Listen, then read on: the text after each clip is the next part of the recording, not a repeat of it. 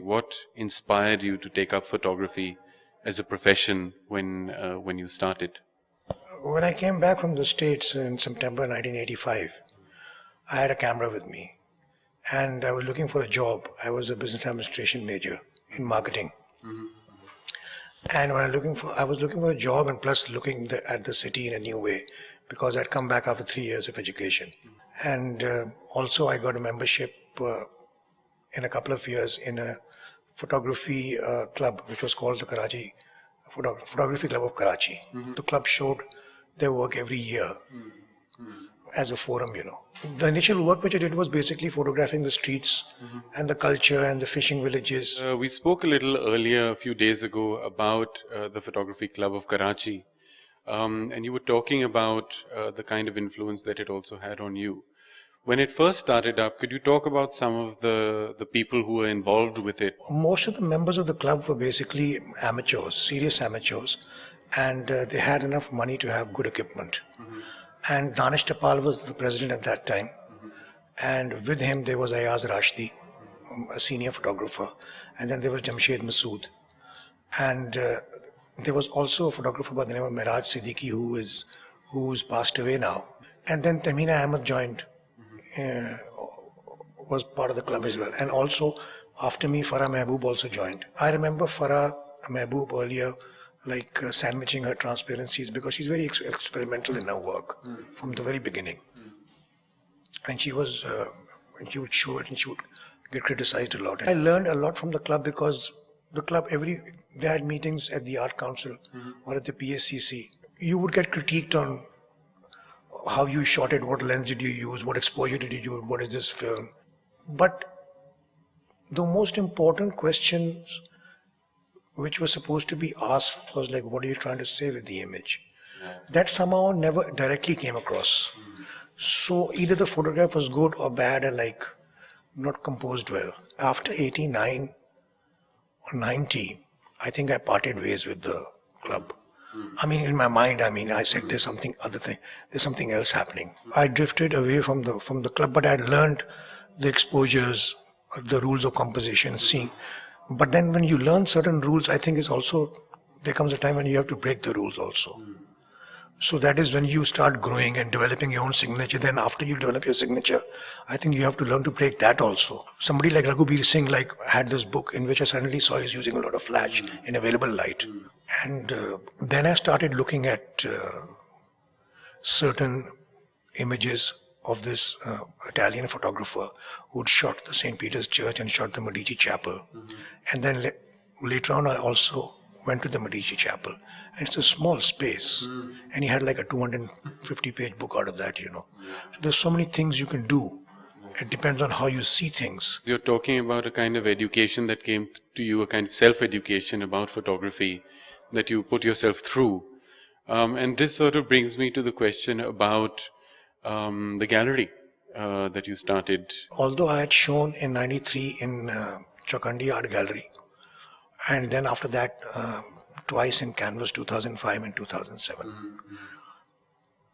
But still photography was not really recognized as an art form. The reason for starting the gallery was to recognize photography as an art form, to educate the viewer about, and through certificates, that how many prints or editions it has, and after that it won't be sold, increase the value. And the second was to find new talent and showcase their work, because art galleries they were showing the work of accomplished photographers, but they weren't showing work of photographers in general, I know the gallery takes on this mode very often of being a promoter, but how do students of photography or learners of photography arrive at that point where they can show you work if in fact the universities and the institutions are not concentrating as much as one would like to on photography? At an initial stage, it's not necessary, but I would want them to work with film initially, maybe for 6 months, so they get a little disciplined.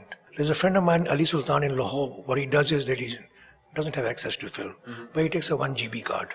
He can't shoot more than a certain amount of frames on it.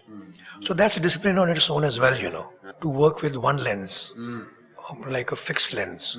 So you move around, it makes you move. Don't have the convenience of a zoom. in which you like stand in one position and compose. Right. So when you have a fixed lens, then you're composing in your mind. And if you don't have your own input in an image, then it's just technology. First semblance of it being sort of art was basically when Asif Raza exhibited at Ziggurat in the, I think, early, it was 90, I think. Ziggurat was a gallery in Clifton, which is closed down. Now it was a place. And R.D. Kawaschi was the curator. And Asif had made the prints. It was put up as one-off pieces. And he burned all the negatives, and the negatives were there in a cup or a glass or whatever. Okay, this is it. This is the one piece. So this recognition of exclusivity of an art piece sort of struck me. Right. Curators are very powerful. Right. They have connections. Right. They know the buyers. Right. Tomorrow if Hamid has my portfolio, it's automatically its worth will be 10 times because he's the largest collector in the country. Right.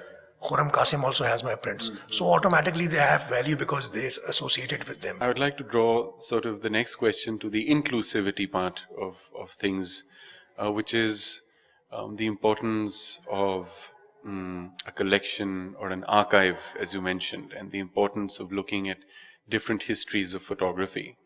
And also, if you could then use that idea and talk a little bit about how you've spent your time with White Star and the development of White Star as it's occurred in the last maybe 10 years. All individual photographers, whether past or present, have their own archive. And either they have sold it to various trusts, or they've sold it to newspapers, or they've been destroyed.